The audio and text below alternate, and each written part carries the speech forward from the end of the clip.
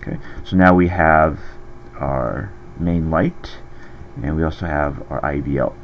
And the default IBL is pointing to some file that was on the creator's hard drive that we no longer have access to, so we can just choose one of our own. I have a library of IBL images. I'm just going to go ahead and grab one of those, and one that I feel might work pretty well for this is Tokyo Bake Site. And whenever you unzip one of those files that you can download off of SmartIBL, you usually have about 4 to 5 different files, and probably always 5 files. 2 of them which are HDR, those are the ones we want to use. One of them usually says ENV, which is a low-res blurry version of the environment, and the other that either is called ref or gives you a 3K or 4K, some sort of value to tell you what resolution it is. I'm going to go ahead and load this high-res one just so we can kind of see it. So I'm just going to click OK, and there we are. And I'm just going to go ahead and rotate this. I need to back up a bit to see the rotate manipulator. There it is. And then I'm just going to rotate this IBL so that the light is coming a little more from the side. And you might want to adjust yours too, just so the lighting is a little more interesting, a little more front side. Because again, remember, this is supposed to be up against the wall, so we're not so concerned about any lighting that might be hitting from behind. Okay, so now that we have all our lights, we are ready to bake.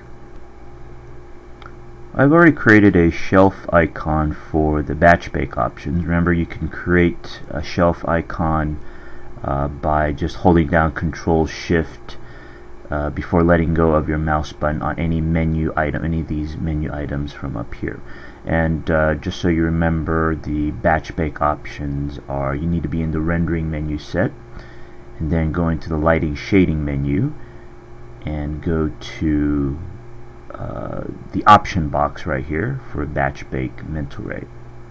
Okay, so I would Control Shift on that to create this, and now I can just click on this to open my options.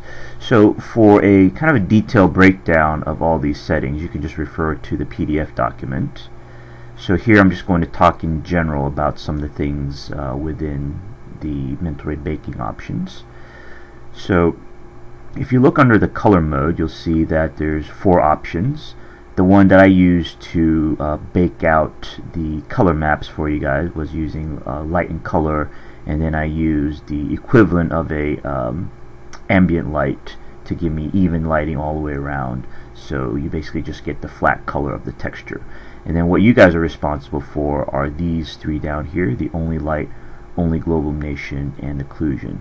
I would usually do the only global illumination last, because that's the only one that requires final gathering, and it's easy to forget that you have final gathering on, and then waste time rendering something that comes out wrong if you do it like in the middle or something like that. Or you can do it first, as long as you are aware of the final gathering status at all times.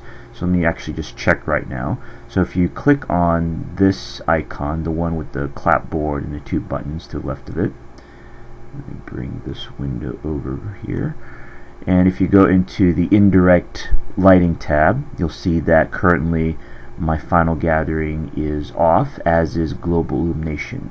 Okay, global illumination, even though, and this is what might be kind of confusing to a lot of you, and that is, even though this says global illumination, and by default in the scene global illumination was checked on, as far as when I first opened the scene, I think I did turn this off for you guys, again to help avoid that confusion.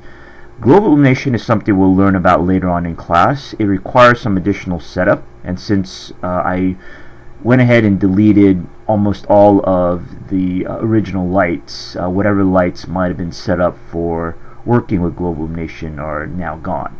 So global illumination requires additional setup, whereas final gathering, which is the only thing we're going to be using for calculating bounce lighting, does not require any additional setup. It works with IBLs, it works with anything that you have in your scene. So this is the closest thing to a one-click bounce sliding solution that there is. So that's why we're choosing to use just the final gathering. Okay, so we need to make sure, of course, that we're at 2048 for both the X and the Y resolution, and HDR, because this gives us the best result. We can play around with adjusting the values and exposure of our textures if they come out too dark or too bright in some cases, without introducing any kind of banding or artifacts that we would get from any of these other formats. Because with the exception of TIFF and maybe IFF, all these others tend to be 8-bit color, which if you've ever color corrected any image too far in Photoshop, you know that you're going to get banding, and also if things are overexposed or underexposed, the areas that are just blown out or completely lost in shadows, you can never recover that detail. So and also for test renders, you can have the number of samples at 1, but for production quality you want this at 2. Okay. And also be very sure that every time you enter a new name, so probably the best way to do this is just approach it methodically. Choose your color mode, and again my suggestion is to use only global illumination last. So I jump from maybe only light to occlusion and then back to global illumination, and then when I do that, then I come in here and turn on final gathering. And then when I name things, be absolute sure that you hit enter, and just to be extra sure, click outside the box, because if you just type in the name and just hit convert or converting close to start baking, it wouldn't have registered the name. It still will be internally, you'll still think it's the old name, the previous name that you have, and you're going to overwrite your previous files. And that actually has caused me a lot of frustration when I first started doing the baking. But again, as long as you make sure you hit enter and in addition click outside the box, you won't have that problem. I'm going to go ahead and hide the lights, we don't need them anymore. And then I'm going to select all the parts that were baked. So in this case, all of these plus the book pages. Be sure you don't grab these handles, because remember, these are parts that are specifically labeled not to be baked. And then we're going to assign a new material, Lambert. Okay.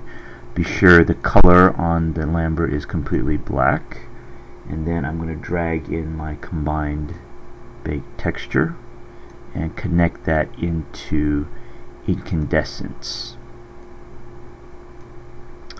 And if it's not showing, it's probably because we need to be in viewport 2.0. So we need to switch the UV sets. Let's start with this guy, and to access the UV relationship editor, go to Window, Relationship Editors, UV Linking, Texture Centric, and this window should appear. And we want this combined baked texture to fit onto the baked UVs, and then do the same for the larger piece by going into here and also setting that to baked UVs. And when that has been completed, then you should have your finished result.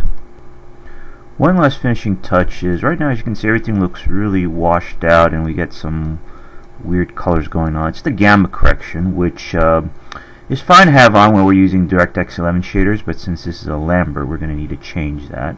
So if you go to the Hardware 2.0 settings from Renderer Viewport 2.0 option box, go down to gamma correction, disable that, and hit close, and then everything should look a lot better.